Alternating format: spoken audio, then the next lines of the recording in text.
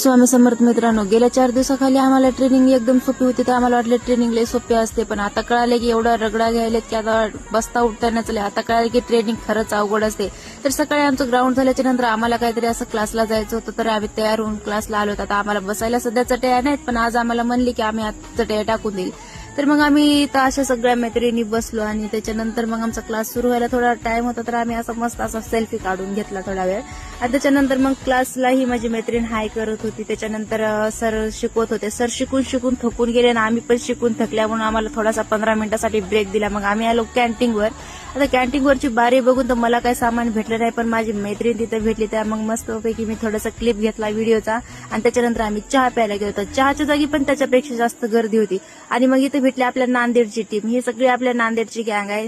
मग चहा तर काही भेटला नाही, तर खूप वेळ बसलो, पण चहा तर प्यायचा होता. तर चहा करायला लावला आणि चहा झाल्याच्या नंतर पिऊन